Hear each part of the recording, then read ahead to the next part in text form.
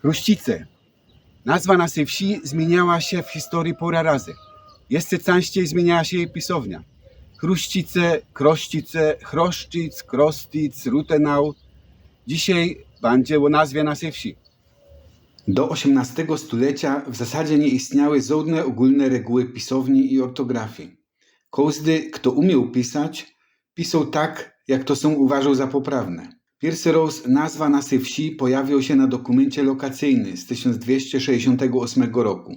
Pisarz księcia wrocławskiego Władysława zapisał Krościce przez C.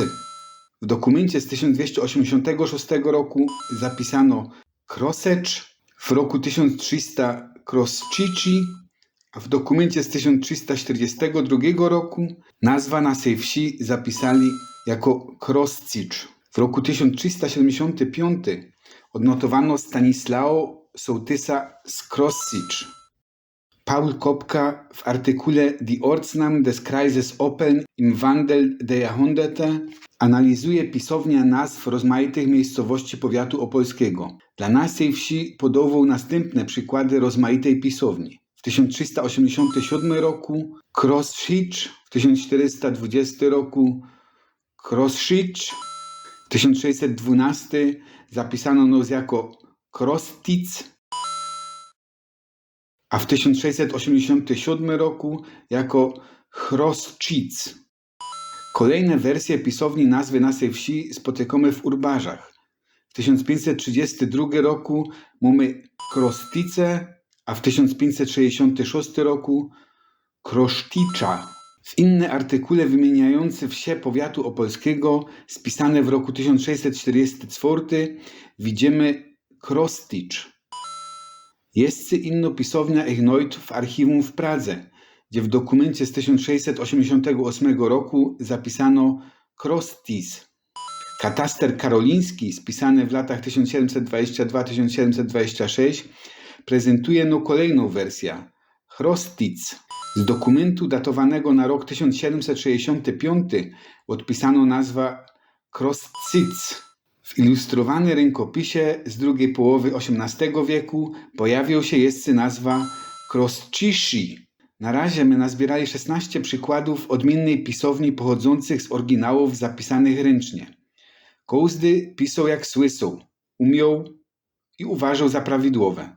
O ile ręczne pisanie nazwy naszej wsi na rozmaite sposoby idzie zrozumieć, o tyle dziwniejsze się wydaje, że nawet drukowane teksty z przełomu XVIII i XIX stulecia też zawierają rozmaitą pisownię. Friedrich Zimmermann w swojej znanej pracy opublikowanej w 1784 roku zapisał nazwę naszej wsi używając literki Y.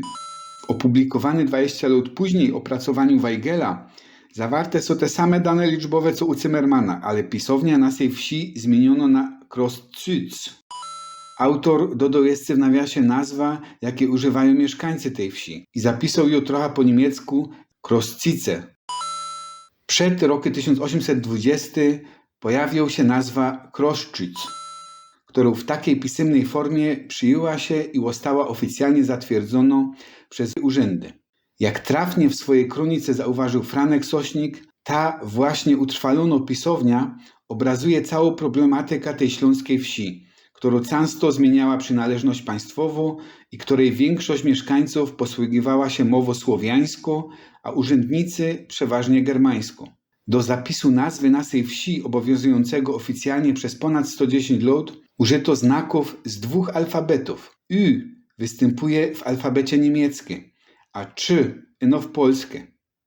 Cytując Franka, ino Ślązok wyrosły w lokalnej dwukulturowości, dał radę w miarę poprawnie przeczytać ta nazwa, bo nie zrobi tego ani rodowity Niemiec, który nie wie jak wymówić Č, ani rodowity Polak, który by miał problem z poprawnym przeczytaniem Y. Ta śmiesną na podstawie dwóch alfabetów utworzoną pisownia przetrwała do roku 1935. W roku ty słowiańsko brzmiące nazwy śląskich miejscowości były masowo przemianowywane na brzmiące bardziej po germańsku. Zmieniono też nazwę naszej wsi z Chroszczyc na Rutenau. Po II wojnie światowej nowopolska administracja rozporządzenie z dnia 27 listopada 1945 roku zmieniła nazwę naszej wsi z Rutenau na Chruścice.